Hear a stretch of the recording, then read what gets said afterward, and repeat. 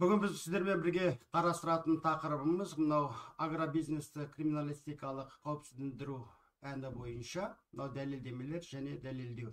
Біз өткен сабақтарда сіздермен бірге осы агробизнесті криминалистикалық қауіпсіздендіруге қатысты мынау техникалық құралдарға қатысты, қандай техникалық құралдардың қолданылатындығы, іздерге, трассологияға қатысты, мына қару-жараққа, баллистикаға қатысты, сонымен қатар бізде басқа да басқа да мәселелерге қатысты көп тақырыптарды қарастырдық. Құрал саймандардың бәрін таныстырдық. Бұны біз криминалистикалық техника ретінде қарастырған болатынбыз. Сол криминалистикалық техникаларды қандай үшін, не үшін қолданатындығымызды және соның құқықтық актілерге сай болуы жөнінде бүгін біз осы тақырыпты қарастыра отыра, соның негіздерін, қандай құқықтық актілермен реттелетіндігін және ненің дәлелдемелер болып танылатындығын және дәлелдеуде нені дәлелдеу керек, оның қандай кезеңдерде тұратындығы, сонымен қатар осыған қатысты қандай да бір құқықтық актілермен реттелетіндігіне кеңінен тоқталып өтеміз. Негізінде мынау дәлелдемелер мен дәлелдеу деген тақырып тек қана осы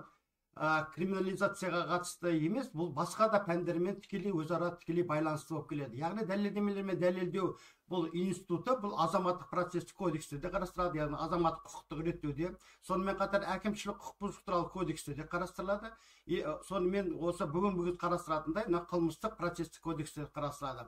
Бұларды мен жалпылай қарастырып отырғанда, бұлардың барлықтары осы құқықтық актілерде, яғни осы кодекстердің барлықтарында дәлелдемелер мен дәлелдеу бірдей қарастырылған. Яғни азаматтық істер бойынша да, мүлікке қатысты даулар туындаған жағдайда да, олардың кімнің мүлкі екендігін арадағы қандай да бір шешім шығару үшін қандай дәлелдемелер мен дәлелдеуге сүйене отыра, осындай шешім қалайды. Әкімшілік құқық бұзушылықтарда да осы баптарға салай, осы институттың қойылған талаптарына сай, оларда да әкімшілік құқық бұзушылықтың орын алғандығын, оған кінәлілердің жауаптылығы жөнінде, олардың айыптау барысында мемлекет тарапынан айыптаған жағдайда немесе ол арнайы органдар, лауазымды адамдар бұл жөнінде қандай да бір шешім қабылдағанда және дәлелдемелерге және дәлелдеу кезеңдеріне терең мән бере отыра қандай да бір заңды шешімді шығаруға мүмкіндік алады. Енді бүгін біз қарастыратын осы үш бағыттағылардың ішіндегі мына қылмыстық процестік кодекс бойынша қарастырамыз. Яғни қылмыстық процестік кодексте де осы дәлелдемелер дәлелдеу кеңінен қарастырылады. Сонымен қатар осы қылмыстық процестегі дәлелдемелер дәлелдеуді реттейтін Қазақстан Республикасы қылмыстық процестік кодексімен реттеледі және сонымен қатар қылмыстық істер бойынша дәлелдемелерді бағалаудың кейбір мәселелері туралы бізде Қазақстан Республикасы жоғарғы сотының 2006 жылғы 20 сәуірдегі 4-ші нормативтік қаулысы бар. Қазақстан Республикасы қылмыстық процестік кодекстің өзінде бабының 2-ші бөлігінде осы қылмыстық процестің кодекстің құрамдас бөлігі ретінде Қазақстан Республикасы жоғарғы сотының нормативтік қаулылары, Конституциялық соттың қаулылары құрамдас бөліктерін құрайтындығы нақтыланған. Соған байланысты біз осы дәлелдемелер мен дәлелдеу жинай барысында негізге алатын, негізгі құжат ретінде, негізгі құқықты акт ретінде осы Қазақстан Республикасы қылмыстық процестік кодексі мен Қазақстан Республикасы жоғарғы сотының нормативтік қаулыларына сүйенгеніміз дұрыс болады. Енді бүгінгі бірінші тақырыпта қарастыратын болсақ, мынау дәлелдеме дегеніміз не деген сұрақ туындайды. Дәлелдеме дегеніміз Қазақстан Республикасы қылмыстық процестік кодексінде белгіленген, 111-ші бапта белгіленгенде дәлелдемеге берген түсінікте дәлелдемелерді бір сөзбен айтқанда оны деректер дейді. Яғни айтқандай нақты деректер дәресіне қарап, дәлелдеме дегеніміз не? Деректер неміз екеуі де бір ортақ, бір сөзді құрайды деген мағына.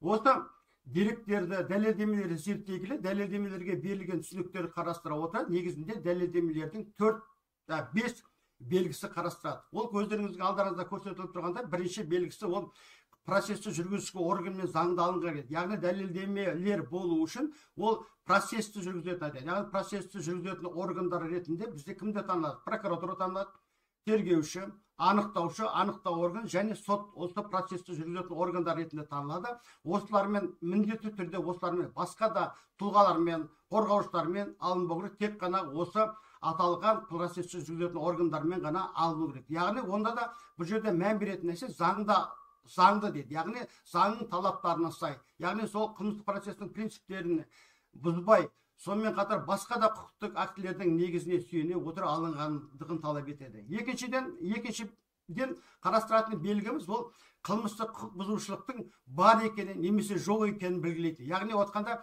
кейбір дәлелдемелер болу үшін ол міндетті түрде сол қылмыстық іске қатысты, сол қылмыстық құқық бұзушылық бойынша ода қылмыс құқықтың белгілері бар ма, жоқ па, соған ғана қатысты болулары тиіс. Сол кезде ол дәлелдеме болып танылады. Ол кейбір жағдайларда болады, іс тәжірибеде іске ешқандай қатысы жоқтар, олар дәлелдеме ретінде таныла бермейді. Осындай ешқандай оған бір нақты көрсететіндей нағыл бағалау барысында. Сонымен қатар біз қазір дәлелдеуде бұған кеңінен тоқталамыз. Келесі белгісі ретінде кінәлінің бұл әрекетті жасағаны немесе жасамағанын нақтылайды. Яғни қылмыстық құқық бұзушылық болғанмен де оған бірнеше кінәлі деп танылған адамдар болуы мүмкін. Бір күдікті ретінде танылады, айыпталушы танылады. Алайда сотқа дейін тергеп тексеру басында сот процестерінде барында олардың барлығы кінәлі болып шыға бермейді. Сондықтан бұл жерде осы қылмыстық процесте дәлелдемелер барысында сол дәлелдемелерге сүйене отыра, оның осы қылмыстық құқық жасағандығына кінәлі немесе кінәлісіз екендігінде.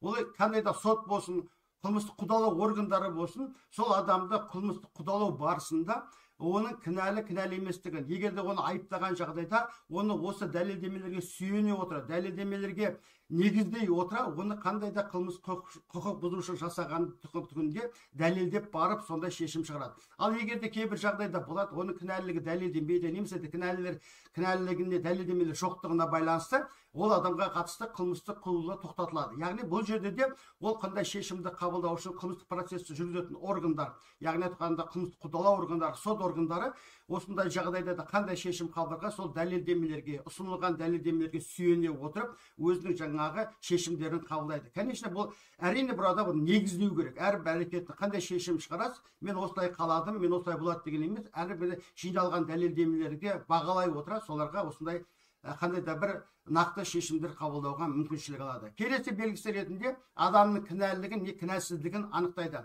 Өздеріңіз білесіздер, мына қылмыстық құқықтан да оқып таныстыңыздар, мына кінәлінің екі нысаны бар, яғни абайсызда немесе қасақана болып жатады. Мынау абайсызда, қасақана бұл қылмыстық құқық бұзушылықтардың барлықтарында келеді. Кейбір қылмыс ең негізінде көп тарағаны мынау қасақана қылмыстық құқық бұзушылықтар абайсызда жасалған қылмыстық құқық бұзушылықтарға өте көптеп қарастырады. Сондықтан бұл жердегі оның адамның кінәсі кейбір жағдайларда болады. Мысалы, адам өлтіру қылмыстары бойынша бөтен мүлікті абайсызда бүлдіруіне бар, бөтен мүліктерді қасақана бүлдіру сияқты бұл жерде кінәнің нысаны айқындалады. Соған барасында баптар өзгеріліп отырады. Бұл жерде осы дәлелдеу барысында оның қасақана жасағандығын немесе абайсыздық жасағандығын айқындауымыз керек. Яғни осыған дәлелдеуге сүйене отырып, қасақана мен абайсыздың өздеріңіз білесіздер. Қасақана мен абайсызды салыстырғанда, әрине қасақана қылмыстық құқық бұзушылықтар ауыр, абайсыздарға қарағанда міндетті түрде ауыр болатын ол заңдылық. Енді соңғы белгісі ретінде ұры істі, қылмыстық істі дұрыс шешу үшін маңызы бар өзге де мән-жайларды қарастырады. Яғни айтқанда, істі дұрыс шешу үшін кейбір жағдайларда бізге керек болады қандай бір құжаттар, оның аты жөнін нақтылау туралы, басқа да мән-жайлар, яғни сол жүргізілген құжаттардың барлықтарының сай болуы екендігін қарастырып өтеміз. Яғни осы арада айтатын нәрселер осы дәлелдемелердің бәрі жиынтығының негізінде барып бұлар дәлелдемелер болып табылады. Яғни қандай да біреуі болмаған жағдайда олар дәлелдеме ретінде танылмайды. Осыларды қылмыстық процестің ішінде де өзінің анықтамасында да осыларды нақты түсініктеме беріп, анықтама беріп, осы белгілерге айрықша тоқталады. Енді жаңа айтып отқаным өзіміз айттық, дәлелдемелер деген деректер болса, нақты деректер болатын болса, осы деректердің өзі 5 түрге бөлінеді. Бірінші ретінде қаратымызда, ол деректер ретінде біз айғақтарды айтамыз. Айғақтар болып не тайынады? Көп жағдайда айғақтарға түсінікте бермейді. Айғақтар деген мынау берген мәлімдемесі, ауызша айтады, жазбаша берген мәлімдемелер, қандай да бір ақпараттарды көрсетуі болып танылады. Айғақтардың өздері де бір түрлерге бөлінеді. Олар жәбірленушінің айғағы, куәнің айғағы, күдіктінің айғағы, айыпталушының айғағы, сарапшының айғағы, маманның айғағы деген сияқты бұларда топ-топтарға бөлінеді. Сонымен қатар қорғалуға құқығы бар куәнің айғақтары деп. Осы аталған жәбірленуші, куә, қорғалуға бар құқығы, күдікті, айыпталушы, бұлардың барлықтарында сіздер осыған дейінгі қылмыстық Қазақстан Республикасы қылмыстық іс жүргізу пәні бойынша кеңінен танысыңыздар. Бұлардың әрқайсысына берген анықтамалар бар. Оларға негізінен тоқталудың қажеті жоқ деп ойлаймын. Бірақ негізінен солардың берген айғақтары, яғни солардың берген жауаптары, берген түсініктері, солардың ұсынылған қандай да бір құжаттары, ауызша айтылуы ма, жазбаша болуы мүмкін. Қазіргі таңда өздеріңіз білесіз, мынау цифрландыру кезеңінде цифраға электронды түрде жолдаған осының барлықтары осы айғақтардың ретінде болып танылады. Енді келесі осы деректердің бір ретінде қарасатын сарапшының немесе маманның қорытындысы дейді. Сарапшы дегеніміз кім, маман дегеніміз кім? Ол да Қазақстан Республикасы қылмыстық процестік кодексінде айқын анықталады. Сарапшы деген ол арнайы ғылыми түрде білімі бар адам маман болып танылатын болса, маман сол саланың қандай да бір саланың маманы ретінде болады. Кейбір кезде осы қылмыстық процесті жүргізу барысында олар кейбір қылмыстық процесс жүргізу заңдық мағынада болғаннан кейін кейбір салалар бойынша, мысалы мынау біздің аграрлық университетін, ғылыми зерттеу университетін алсақ, бізде көп жағдайда мынау ауыл шаруашылығына қатысты мәселелерді осы тергеген кезде бізде міндетті түрде маман ретінде осы агро шаруашылығында, мал шаруашылықтағы адамдарға жүктелу керек. Яғни олардың малдың сипаттамасына қатысты, немесе егіннің қандай да бір ерекшеліктеріне қатысты сол мамандарға жүгіне отыра, солардың бізге көмектесу ретінде солардың қорытындылар аламыз.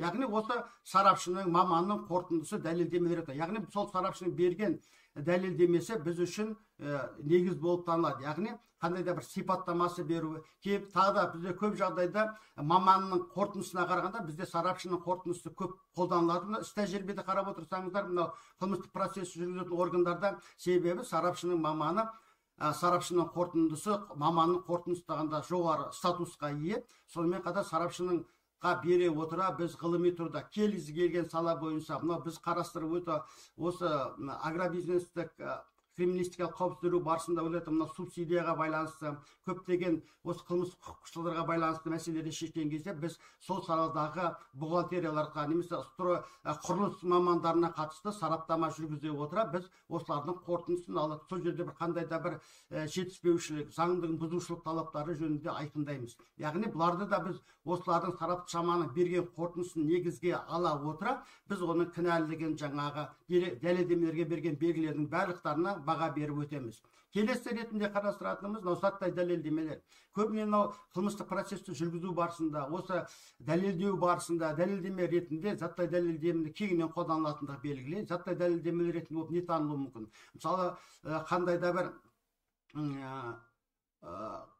қылмыстық құқық бұзушылықтың құралы болуы мүмкін. Яғни сол құрал арқылы жасалған. Мысалы, мынау экологиялық қылмыстық салалары, қылмыстық құқықтар бойынша, мысалы, кәдімгі балық аулаған, қармақпен балық аулаған адам 5 балық ұстаса да, мынау моторлы қайықтарды, мынау ауларды, жаңа Қытайдың жібімен тоқылған ауларды, немесе мынау динамиттерді жару арқылы, электрондарды жарылса, бұлар құралдарды қолдану арқылы. Яғни осындай қылмыстық құқық бұзушыларды зерттеу барысында міндетті түрде сол құралдардың болулары қажет. Яғни бұлар заттай дәлелдемелер. Яғни соның әрекетінде қылмыстық құқық бұзушылықтың бар екендігін сол заттай дәлелдемелер арқылы, сол заттай дәлелдемелердің болу арқылы біз дәлелдеп нақтылай аламыз. Сонымен қатар заттай дәлелдеме ретінде тек қана сол қылмыстық құқық бұзушылықтың құралдары ғана емес, сонымен қатар қылмыстық құқық бұзушылықтың объектілері, яғни қылмыстық құқық бұзушылық неге жасалды, солар болуы мүмкін. Мысалы айтатын болсақ, агробизнес саласындағы егіндерді ұрлауы, мысалы сол егіндерді апарып, мысалы қандай да бидайларды апарып бір жерге жинауы, яғни соларды біз заттай дәлелдеме ретінде аламыз. Яғни бұл сол мекеменің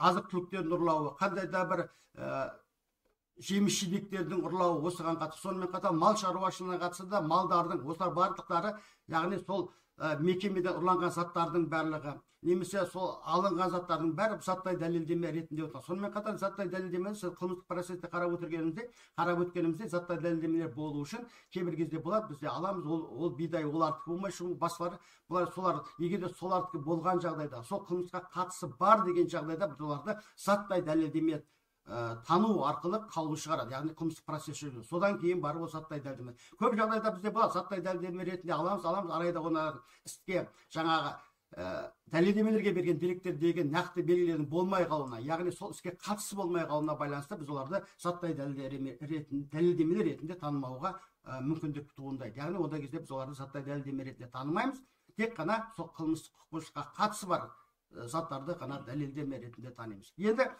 келесі осы деректерге жататын айтып, мына процестік әрекеттердің хаттамалары.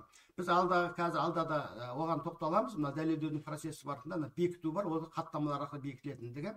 Осы берген айғақтар төбедегі сарапшының, маманның берген айғақтары, осылардың бәрі заттай дәлелдемелердің алуы, бекітілуі бәрі хаттамалар арқылы бекітіліп отыруы керек. Яғни процесті жүргізу барысында хаттамаларды тергеу әрекеттері ретінде жүргізу барысында осы заттай дәлелдемелердің алуы, олардың сақталуы, қалай табылғандығын барлық хаттамада бекітілгеннен кейін бар. Сонымен қатар осы біз процестік әрекеттердің хаттамаларын дәлелдеме ретінде танысамыз. Егер де процестік әрекеттерде осы айтылып отқан айғақтар, сарапшының, мамандарының берілген заттар, заттай дәлелдемелер процесте бекітілмей, қарастырылмай жағдайда олар дәлелдеме ретінде болып танылмайтындығын ескергеніміз жөн. Енді соңғы осы түрге жататын өзге де құжаттар дейді. Мысалы, бізде осы агробизнесті криминализация қауіпсіздендіру барысында біз субсидияға қатысты мәселелерді қарастырамыз. Осыған қатысты қылмыстық құқық бұзушылардың кеңінен тоқталып өтеміз. Солған жағдайларда бізде көптеген жағдайда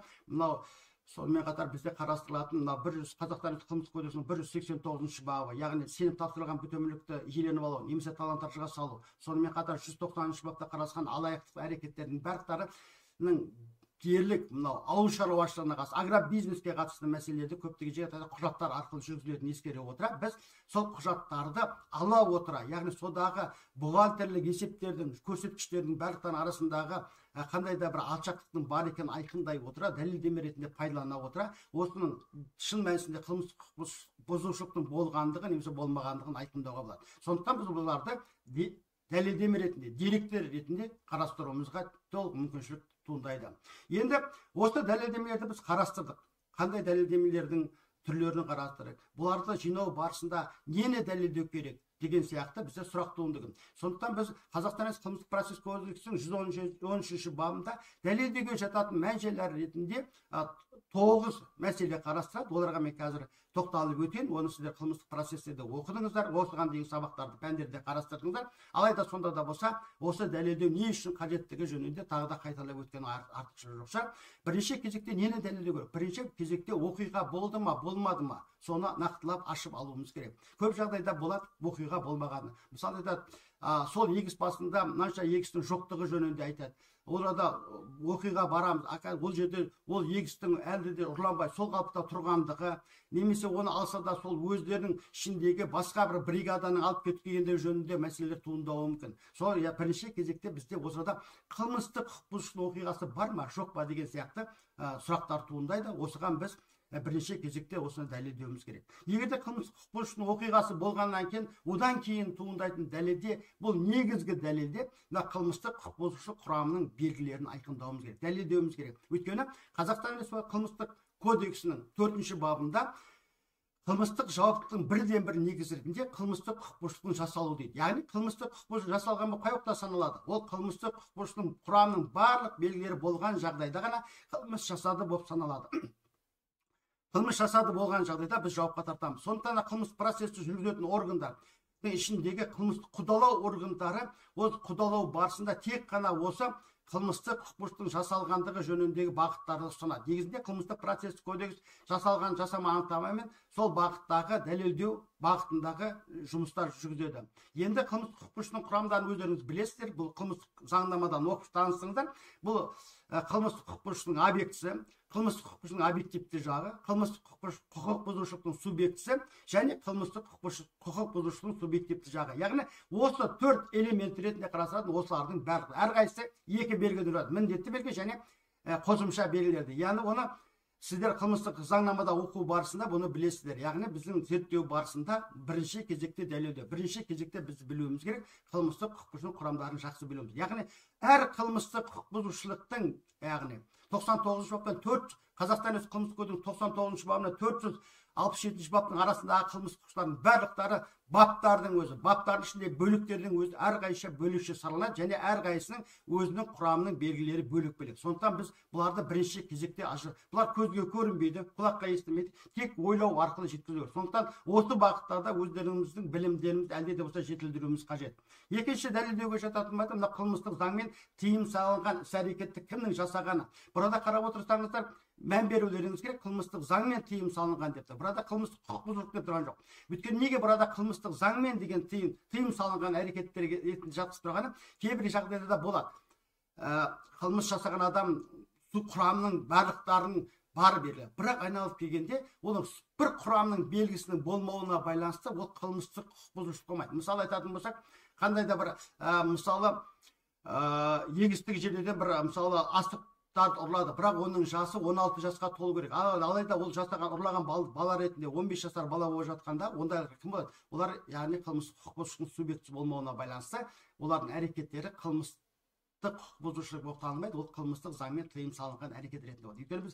Өйткені субъект жоқ болғаннан кейін біз оны қылмыстық құқық бұзушылық деп айта алмаймыз. Оны сіздер қылмыстық заңнан да оқып қарасыңыз. Сондықтан енді осы тыйым салынған әрекетті бірінші кезде білмейміз. Ол бірінші кезекте тапсырма бойынша біз сол оқиғаны қылмыстық бұзушылықты ашуымыз керек. Ашқаннан кейін барып оның қылмыс құрамының бар ма жоқтығын айқындаймыз. Сондықтан бұл жерде айтылып тұрғаны осы біз оны бірден қылмысты деп айта алмаймыз. Өйткені біз адамды айқындамай ол қылмыс екендігін жөнінде нақты шешім қабылдаймыз. Сондықтан бұл жерде қылмыстық заңмен тыйым салған әрекетті кімнің жасағаны, яғни ол кімнің жасағандығы жөнінде тоқталып қажет, білесіздер. Яғни осы кім жасады екен, оның кінәлілігі жөнінде. Келесі дәлелдеуге жататын мән-жайлар ретінде адамның қылмыстық заңмен тыйым салынған іс-әрекетті жасаудағы кінәлілігі, яғни бұл жерде де сол қылмыстық заңмен тыйым салған әрекетті дейді, яғни жасауда кінәлілігі, қасақаналы ма, абайсыз ма, көптеген бізде қылмыстық құқықтар абайсызда болуына байланысты қылмыстық құқық бұзушылық болмай қалуы да мүмкін. Яғни ол абайсызда жасалатын алдында да айтып өткендей,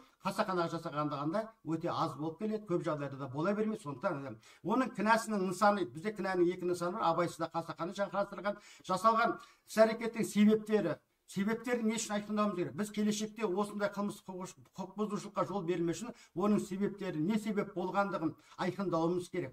Келесі заңдық және іс жүзіндегі қателіктер. Қандай да бір қателіктерге орын алды ма? Заңды дұрыс түсінбеушілік, немесе іс жүргізу барысында қандай қателіктер кетті ма? Осының барлықтарын дәлелдеу, айқындауымыз керек. Яғни бұл дәлелдемелердің барлықтары негізгі мақсаты burada бұл жаза тағайындауда, қылмыстарды саралау барысында, қылмыс құқық бұзушылықтың бар ма жоқ пен айқындау барысында маңызды рөлдер атқарады.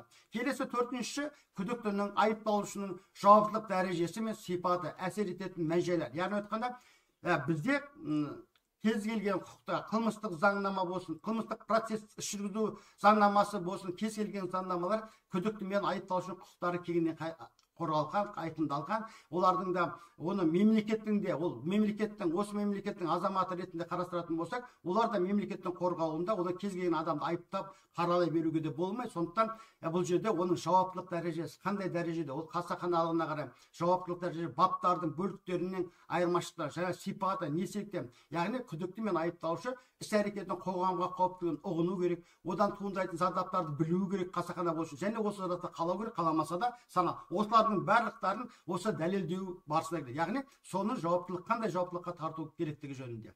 Енді келесі күдіктінің айыпталушының жеке басын сипаттайтын мәселелер. Яғни отбасылы ма, жұмыс орны бар ма, сонымен қатар бұрын сотталған, сотталмағандығы, оның күнделікті өмірдегі өмір тіршіліктерін бәрі айқындайды. Яғни келешекте жаза тағайындау барысында, немесе олар саралау барысында бұған әсер ететін қандай да бір алдағы уақытта оның тарапынан қандай да қылмыс құқықбұзушылықтың болмауы үшін оған ықпал ететін шараларды біз айқындап, яғни сотқа дайындау арқылы, немесе сотқа дейін тергеп-тексеру барысында айқындап, нақтылап берулеріміз керек. Келесі ретінде жасалған қылмыстық құқықбұзушылықтардың салдарлары осыдан қандай туындайды? Бізде мына қылмыстық заңнан өздеріңіз оқып білдіңіздер, кейбір қылмыстар бізде материалды міндетті түрде залалға қарай отырады. Біз қарастыратын агробизнес саласындағы қылмыс субсидияға бастап, залалдарға қарай отыра біз қылмыстарды саралаймыз. Өйткені келген залалға мысалы бізде ұсақ түйек жымқыру деген бар, ұрлық деген бар, сонымен аса ірі мөлшер деген бар, ірі мөлшерде қарастырып, осыларды біз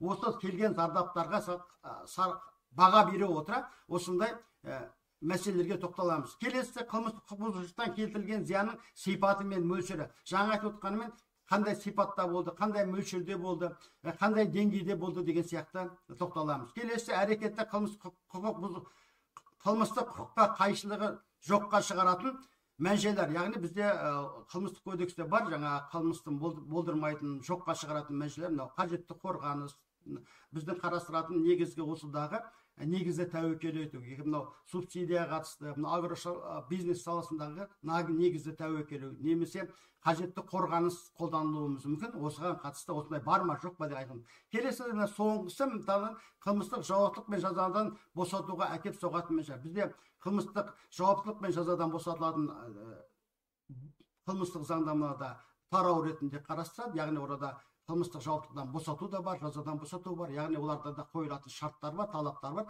Сол талаптардың негізінде заңның өзі қылмыстық жауаптылықтан босатуды немесе жазадан босату мәселелерін қарастырады. Яғни оған да кез келген жағдайда емес, ол заңның талабына сай қылмыстардың ауырлығы, ойша ауыр емес, ауырлығы орташа, қылмыстық теріс қылықтар, мысалы жасына қарай әйел адамдарға, мысалы 63 жастан асқан ер адамдарға, 58 жастан әйелдерге, сонымен асыраушы адамдарға қатысты жеңілдіктер, ізгілік бағытта қарастырылған осындай жазадан, жауаптылықтан босатулар қарастырылады. Енді біз дәлелдемелердің бәрін қарастырдық. Енді екінші бөлім ретінде дәлелдеуді қарастыратын болсақ, дәлелдеу неден тұрады? Дәлелдеу негізінде 4 кезеңнен тұрады. Бірінші жинаудан, екінші зерттеуден, үшінші бағалаудан, төртіншісі пайдаланудан. Өздеріңіз қарап отырғандай, бірінші кезекте жинау болу керек, екінші зерттеу болу керек, үшінші бағалау болу керек, төртіншісі пайдалану болып қарастырылу керек. Осы жинау неден тұрады? Жинаудың өзі келесі 3 кезеңнен тұрады. Табуды, бекітуді, алып қоюды қамтиды. Яғни айтқанда табу дегеніміз қалай? Біз осы дәлелдемелерді іздеуіміз керек, табуымыз керек. Мысалы айғақтарда кім куә керек? Мысалы сол агробизнес саласындағы қандай қылмыстықтар болса соған қатысты, мысалы бригадирлер, жұмысшылардан ішінен осыны көрген, білген куәгер, жәбірленушілерді, күдіктілерді, яғни соның арасынан біз айқындаймыз. Сонымен қатар заттай дәлелдемелерді, жаңағы айтып отырған сарапшыларға қорытынды алу үшін беретін тапсырма, сараптамалар тағайындау туралы мәселелерді зерттеу орта біз табамыз. Екіншіден соларды біз тапқаннан кейін оларды біз жаңа хаттамалар арқылы бекітеміз, хаттамада көрсетеміз, не табылғандығын, қандай айғақтар беріп жатқанын, қандай мәліметтердің беріп жатқанын. Үшіншіден осыларды біз сол хаттамада көрсете отыра аламыз. Яғни өздері қол қоя отыра, соған қатысқан куәгерлердің қатысуымен, сол тергеу әрекеттеріне қатысқан адамдардың қолдары оқыта, оны бекітіп, хаттамада бекітіледі. Енді келесі зерттеу. Зерттеу нені қамтиды? Зерттеу басқа дәлелдемемен салыстыруды қамтиды. Бірінші кезекте жинап алғаннан кейін басқа дәлелдеме салыстырамыз. Яғни қайсысын, яғни бағана айтып отқанда кінәлі ме, кінәсіз ба деген сияқты дәлелдемелер кінәлі жағынан көптеу ма, кінәсіз жағынан болса, соны салыстыра отыра қандай деңгейде екендігіне көз жеткізуіміз керек. Міндетті түрде зерттеуден өту керек. Екіншісі дәлелдемені талдаудан тұрады. Талдаймыз, бұл жарамды ма, жарамсыздығы, негізгі дәлел туынды ма, әлде бұл негізгі дәлелдеме ретінде қарастырылып тұр ма, оны қандай деңгейде екендігі жөнінде. Келесі дәлелдемелер алу көздерін тексереді. Кейбір кезде біз дәлелдемелер алған кезде ол қандай адам еді, онымен қарым-қатынасы, бұл қай жерден алды, кімнен алды. Кейбір кезде бұл адамдар бір-бірімен өзара бат-араздықтары бар адамдар болған жағдайда біз олардың дәлелдемелеріне күмәнмен қарауымыз керек. Өйткені алу көздерінің өзіміздегі күдіктердің болдырған жайында біз зерттеу жүргізулеріміз керек. Енді бағалау неден тұрады? Бағалау осы іске қатысы бар ма, жоқ па деген сияқтыдан тұрады. Яғни кейбір жағдайда болады біз алған дәлелдемелер оған қатысы болмаған. Келесі жол берілетіндігі, яғни заңның талаптарына сай ма, сай емес па, заңның талаптары бұзылып отыр ма, уақыты, мерзімі, соның қойылған қылмыстық процесте көрген талаптар орындалды ма деген сияқты. Келесі анықтығымен, осы анық па, әлде жалған ба деген сияқты келеді. Кейбірде қорыққанға қос көрінеді дегенде, кейбір жағдайда кейбір нәрселерді үлкейте, көлемді көрсетуі мүмкін. Сондықтан біз осының анықтығына, шындығына көз жеткізуіміз керек. Келесі қылмыстық істі шешу үшін жеткіліктілігіне, яғни сол алған дәлелдеме жеткілікті ме, жеткіліксіз бе, әлде де дәлелдемелер жинау қажет пе? Өйткені дәлелдемелер өте шексіз болып келеді, оларды жинай беруге болады, бірақ арайда жеткілікті деген осы қылмыстық процесті жүргізетін органдар өздері айқындай отыра осы жеткілікті деген шешімге келеді. Енді соңғысы дәлелдемелерді пайдалануға, яғни сол қылмыстық процесс жүргізетін адам, қылмыстық қудалау органдары, сот органдары қылмыстық әрекеттердің хаттамаларында тіркелгеннен кейін ғана соларды пайдаланады. Егер де хаттамаларда болмаса, жаңа айтқанымыздай, олар дәлелдеме ретінде танылмайды. Яғни хаттамада соған қойған талаптар, оның алуы, табылуы, зерттелуі бәрі хаттамада көрсетілген екен. Ол хаттамада көрсетілген екен, біз оны пайдаланамыз, оны яғни дәлелдеме ретінде, жаңа қылмыс жасағандығы немесе жасамағандығы дәлелдеме ретінде танымыз. Енді біз бағанағы басында айтып өткенде біз криминалистика техникаларды қарадық. Осыларды, осы дәлелдемелерді, дәлелдемелер жинау барысында, дәлелдеу кезеңдерін өту барысында осы ғылыми техникаларды, яғни қылмыстық процесте қарастырылған. Сонымен қатар мен сіздерді осының алдында да оқытқан кримтехникадағы құралдардың барлықтарын қолданудың өзінің де қойылған талаптары бар. Яғни айтқанда, қандай да бұл заңда тікелей көрсетілу керек. Яғни ол немесе басқа да құқықтық актілермен, қағидалармен қайшы басқа заңдарға, яғни айтып отқанда заңның төңірегінде, заңда көрсетілген жағдайда. Сонымен қатар осы техника қолдану барысында сол хаттамада осы техниканың қолданғандығын көрсетуіміз керек. Келесінде ғылыми тұрғыдан дәрменді болса, яғни қазіргі уақытта бізде мынау цифрлық кезең дамығанда, техниканың барлық ғылымның дамыған кезінде көптеген ғылыми көзқарастар арқылы біз соларды кейбір кездерде болады, бізге сол ұрланған, мысалы астықтардың сорттарын, ол қай жерде өскендігін, именно сол егістікте өскендігі жөнінде, осы шөптің қандай шөпке жататындығы, оның қай жерде өскендігі жөнінде осындай ғылыми тұрғыда бізге техникаларды пайдалану керек. Келесі, қылмыстық іс бойынша жүргізу тиімділігіне қамтамасыз ететін болса, яғни іс жүргізуге қамтамасыз, яғни бекітуге, жаңағын алу үшін олар қажетті болып жатады. Мысалы, кейбір кездерде біз болады, терең шұңқырлардан қазған кезде магниттарды қолдану, басқа да, немесе үлкен микроскоптарды қолдануға, жаңағы үлкейтіп көрсететін бізге тиімді. Ең соңғысы бұл қауіпсіз болу керек. Яғни қауіпсіз деген айналадағы адамдарға қауіпсіздігі болу керек. Бұрын кездерінде болған қауіпті техникалар қолданылған, аппараттар, порошоктар қолданылды, қазір уақытта оның бәрі алынып тасталды. Енді соңғы қарастыратын нәрсеміз бізде Қазақстан Республикасы процесстік кодексінде 127 бабында периодичность деген түсінік бар.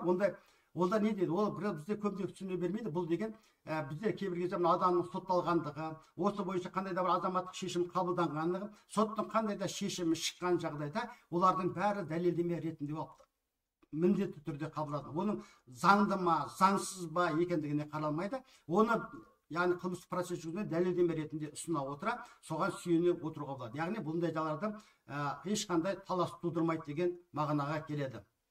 Осылардың бәрін қорытындылай келе, біз бүгінгі тақырыпта дәлелдемелерге не жататын, осы дәлелдемелер не үшін керектігін, нені дәлелдеуге керектігі жөнінде, сонымен қатар осы дәлелдемелерді дәлелдеу барысында осы дәлелдемелерді қаяқтан алатын, олардың түрлеріне тоқталды. Сонымен қатар осы дәлелдемелерді дәлелдеу барысында қолданылатын техникалық құралдарына, бізге олардың заңдылығына, оларды реттейтін құқықтық актілерге барша тоқталып өттік. Негізінде бүгінгі тақырып бойынша біз толық осы дәлелдеу толық ашық деп санаймын.